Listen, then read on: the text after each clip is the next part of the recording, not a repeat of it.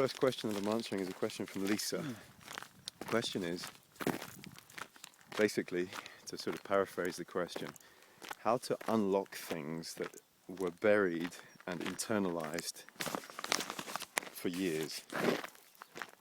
Buried so deeply that you can't even identify them. She's been trying so many different things to let them out, and screaming, singing, dancing, affirmations, pretending to be a child, pretending to be an animal, dancing, I think I said dancing already, writing letters to people that hurt her, and she finished off by saying she just can't seem to get a good cry out.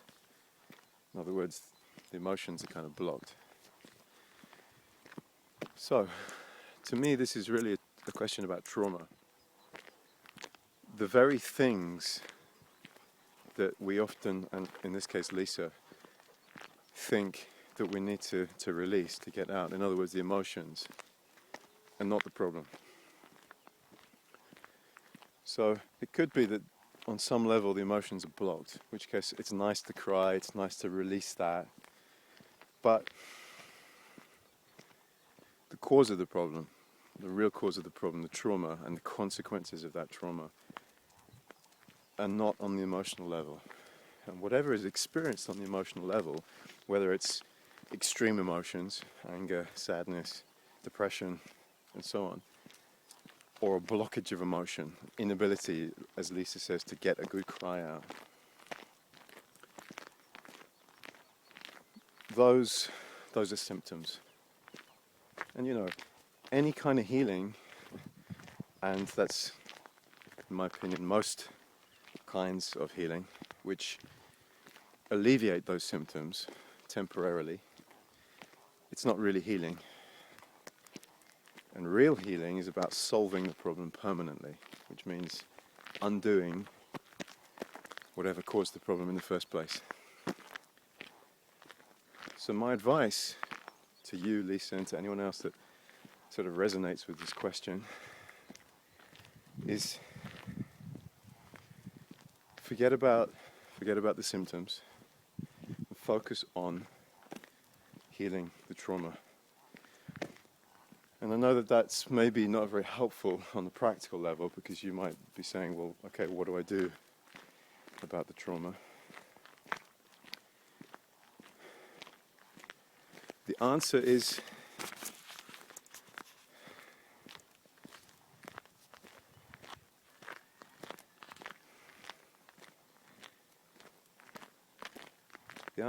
that in order to let go of trauma, we have to acknowledge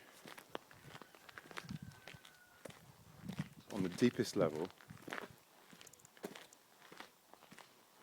how we reacted to that trauma in the first place. The very first reaction we had. And it's nothing to do with psychology, it's nothing to do with our head, our thinking, our thoughts, our beliefs, our ideas. It's nothing to do with the heart, how we feel emotionally and so on. It has everything to do with survival and safety. In a moment of trauma, any being, whether it's these wild animals, domestic animals, human beings, any being which is subjected to trauma, in other words, a perceived threat, reacts to protect itself, reacts against the threat by trying to protect itself, trying to be safe, trying to survive. And unfortunately, human beings have lost the ability to then do what is known as completing the trauma. In other words, we get stuck in the very instinct, the survival instinct, which protected us in the moment of trauma. And I'll give you an example, which perhaps I feel might be particularly relevant to the person who asked this question.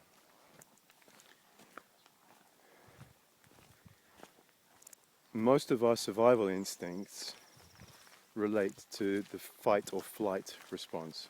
Most of them are variations of either running away or fighting back. But when we can't do those things, for example, if we're a child and we're in a situation in which we don't have any power to fight back and we don't have any power to escape or to run away, then we do the only thing that we can do in order to be safe, and that is to freeze. And the freeze instinct is kind of manifested on, perhaps on every level, but sometimes on only the emotional level or only the physical level. But often, physically and emotionally, we freeze. It means that the body contracts, becomes tense in anticipation and in fear. And very often, especially in cases of abuse, we contract emotionally. In other words, we close the heart. And we close the heart basically because it's the heart which is being hurt the most. And on a kind of subconscious, you could say energetic level, we feel that because it's the heart that's in pain, if we close the heart, the pain will be less. In other words, we protect our heart, or we protect ourselves by blocking the part of us which seems to be most in pain.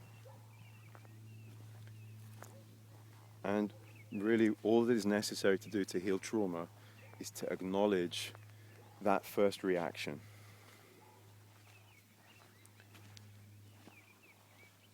So I acknowledge,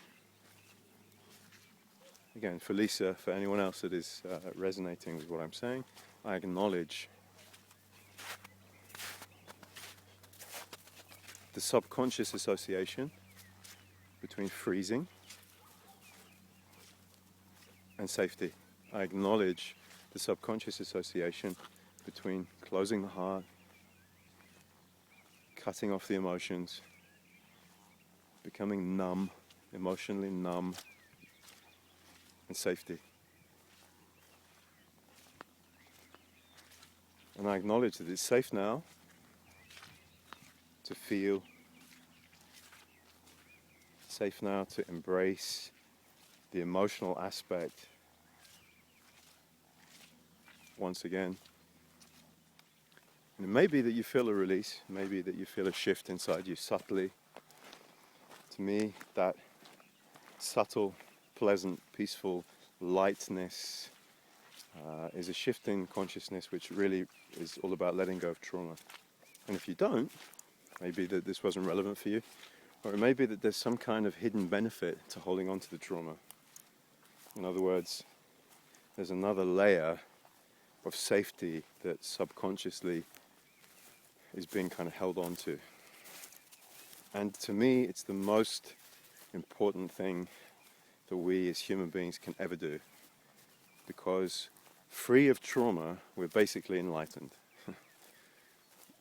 Don't have to meditate, don't have to do yoga, don't have to live in a cave, don't have to be spiritual.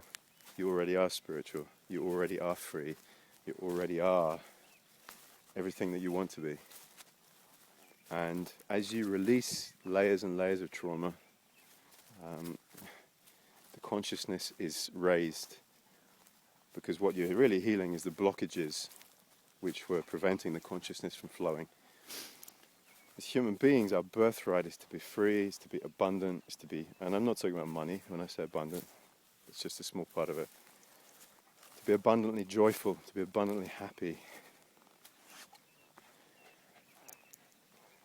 to feel to be connected to and to feel the abundance which is all around. You know, here I am in this beautiful nature, and just life just flows. Generation after generation of life just flows. And for some reason, as human beings, we get disconnected from that flow of abundance. And that reason is trauma. I hope that this walking, talking video has some value, especially for you, Lisa, and maybe for some other people. Thank you. Bye-bye.